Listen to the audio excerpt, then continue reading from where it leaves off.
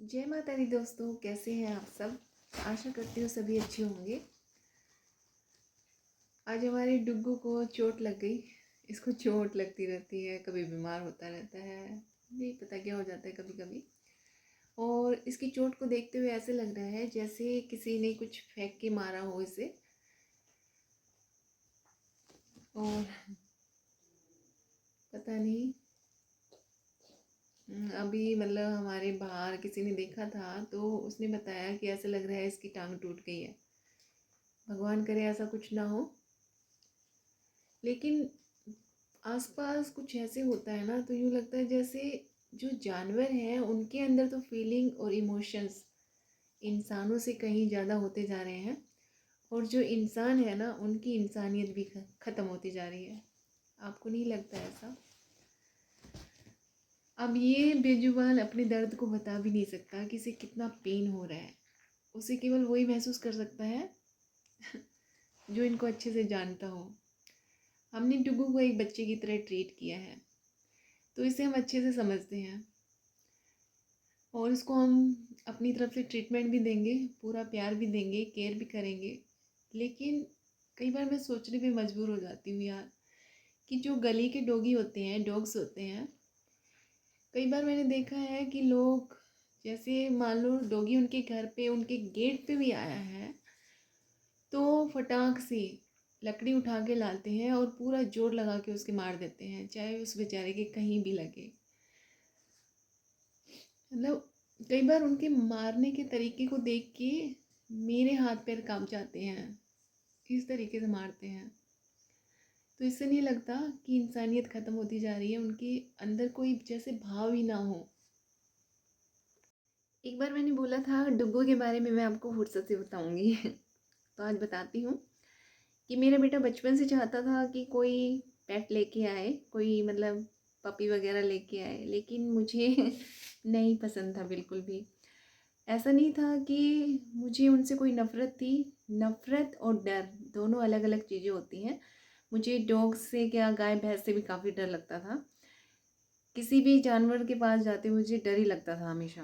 एक अजीब सा डर था कि ये काट लेंगे, मार देंगे, इस टाइप से बस। तो हमेशा हमने उसको मना ही किया।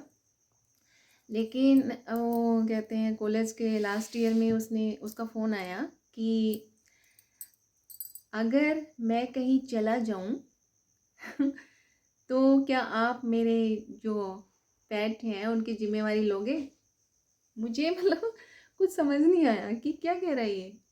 उसके बाद उसने मुझे बताया कि मैं एक डॉग अडॉप्ट कर रहा हूँ दिल्ली के साकेत एरिया से।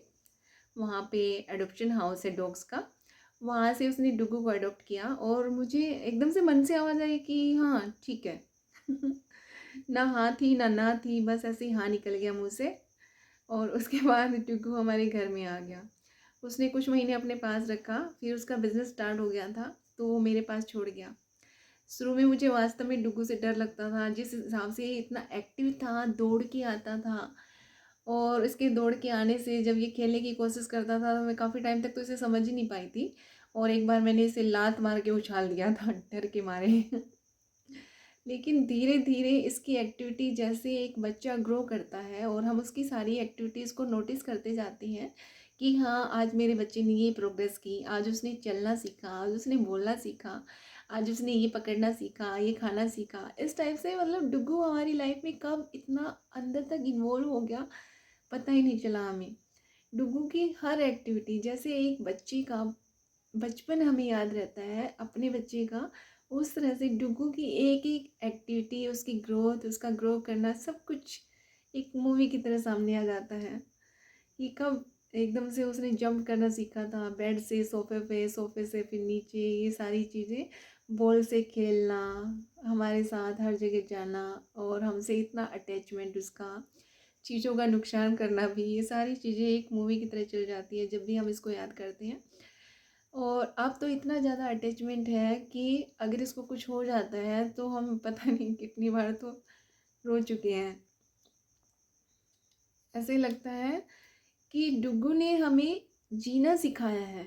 इसके आने के बाद वास्तव में हमने जीना सीखा है, लाइफ क्या होती है ये जाना है हमने अच्छे से।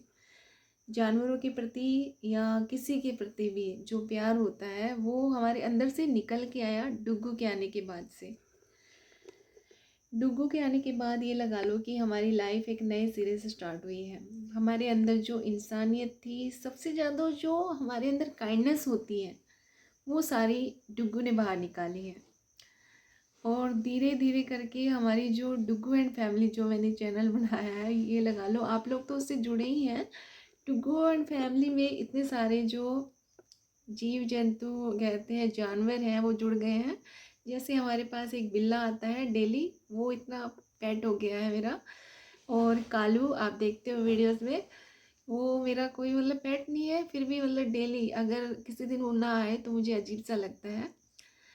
और क्या फ़र्क पड़ता है यदि बाहर उसे मान लो गर्मी लगती है, मक्खी काटती है, तो वो दिन में यहाँ पे हमारे जीने में ऊपर जाके आराम कर लेता है, शाम को वो चला जाता है। तो इतना कर देते हैं तो मुझे नहीं लगता कि इससे कुछ नुकसान होता है।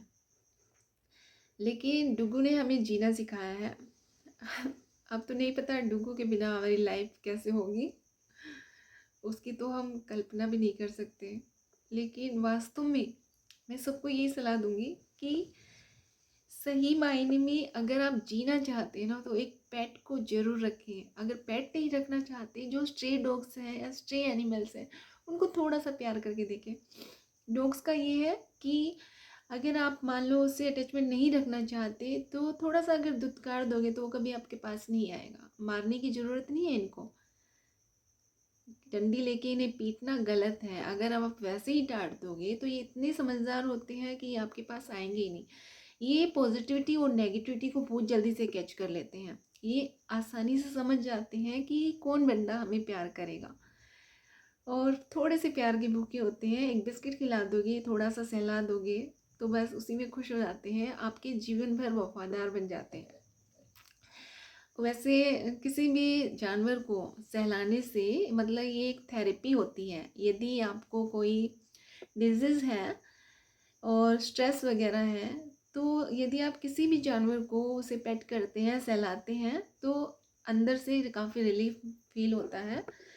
आप करके देखना। और डॉक्टर्स की भी एडवाइस होती है कि यदि किसी को कोई डिजीज़ है, कोई बड़ी बीमारी भी है, तो उसे पेट रखने की सलाह अवश्य देते हैं। इससे जो हमारा माइंड है वो डाइवर्ट होता है और काफ़ी कुछ मतलब हमारे अंदर से पॉजिटिविटी एक निकल के आती है। जो एनवायरनमेंट है वो काफ़ी हैप्पी हैप्पी सा हो जाता है। तो जहाँ तक देखा जाए तो काफ़ी कुछ अच्छा ही होता है जानवर को प्यार करने से। लास्ट में सबसे मैं यही रिक्वेस्ट करती हूँ यार, प्यार नहीं दे सकते ना तो प्लीज़ इन्हें चोट भी मत पहुँचाओ। आप ही की तरह तो सारा दर्द महसूस करते हैं ये बेचारे तो बोल के बता भी नहीं सकते। आप थोड़ा सा इनके दर्द में सहला दोगे, उसी से बस इन्हें आराम हो जाएगा। इसलिए बस यही है आप लोगों से अपील कि प्लीज़ इन्हें चोट ना पहुँचाएं। इनके भी दर्द होता है।